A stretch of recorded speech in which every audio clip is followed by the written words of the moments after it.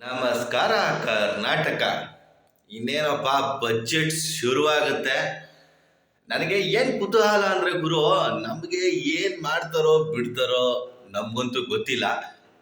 ದಯವಿಟ್ಟು ಈ ನಿರ್ಮಲಾ ಅಕ್ಕ ಒಂಚೂರು ಪೆಟ್ರೋಲು ಡೀಸೆಲ್ಲು ಮನೆ ಗ್ಯಾಸು ಇಂಥವು ಕಡಿಮೆ ಮಾಡೋಕ್ಕೂ ಬೇರೆ ಏನು ಬೇಡ, ಕೈಗೆಟುಕುವ ದರದಲ್ಲಿ ಸಿಗೋ ಥರ ಮಾಡಕ್ಕ ಒಂಚೂರು ಚಿನ್ನಾಗಿಲ್ಲ ಕಡಿಮೆ ಮಾಡು.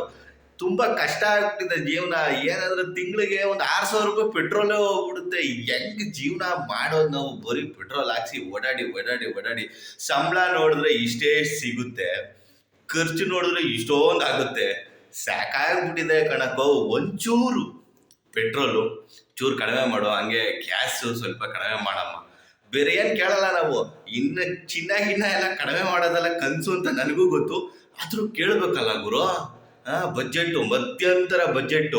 ನಾವು ಮಧ್ಯಮ ವರ್ಗದವರೇ ಅಲ್ವಾ, ಒಂಚೂರು ನಾವು ತುಂಬ ನಿರೀಕ್ಷೆಗಳನ್ನ ಇಟ್ಕೊಂಡಿದ್ದೀವಿ. ಹಾಗೆ ಇನ್ನು ಏನೇನು ಜಾಸ್ತಿ ಮಾಡ್ತಾರೋ ಹೇಳೋಕ್ಕಾಗಲ್ಲ. ಎಲ್ಲ ಜಾಸ್ತಿನೇ ಮಾಡೋದು, ಕಡಿಮೆ ಯಾವುದೂ ಆಗೋದಿಲ್ಲ. ಈ ಹತ್ತಿ ಗಿತ್ತಿ ಅಂತ ಎಲ್ಲ ಕಡಿಮೆ ಮಾಡಿಬಿಡ್ತಾರೆ. ಇನ್ನೆಲ್ಲ ಇದೆಲ್ಲ ಹೆವಿ ಆಗುತ್ತೆ, ಅದು ಗೊತ್ತಿರೋ ವಿಷಯನೇ.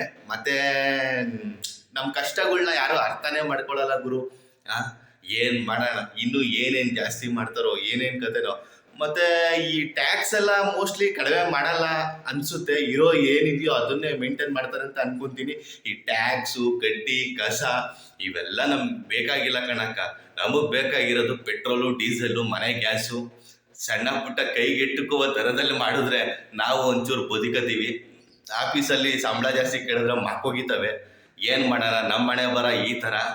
ಮತ್ತೆ ಸ್ನೇಹಿತರೆ, ಈ ಒಂದು ಬಜೆಟ್ಟಿನ ನೀವೇನು ಅನ್ಕೊಂಡಿದ್ರೆ, ಈ ಒಂದು ಬಜೆಟ್ ಮಣ್ಣನೆ ಮಾಡ್ತಾರಲ್ಲ, ನಿಮ್ಮ ನಿರೀಕ್ಷೆಗಳು ಏನಿರ್ಬೋದು ಅದನ್ನು ಕಮೆಂಟ್ ಬಾಕ್ಸಲ್ಲಿ ತಿಳಿಸಿ. ಹಾಗೆ ನನ್ನ ಚಾನಲ್ನ ಯಾರು ಸಬ್ಸ್ಕ್ರೈಬ್ ಮಾಡ್ಕೊಂಡಿಲ್ವೋ ಸಬ್ಸ್ಕ್ರೈಬ್ ಮಾಡ್ಕೊಳ್ಳಿ, ಸಪೋರ್ಟ್ ಮಾಡಿ. ನಮಸ್ಕಾರ.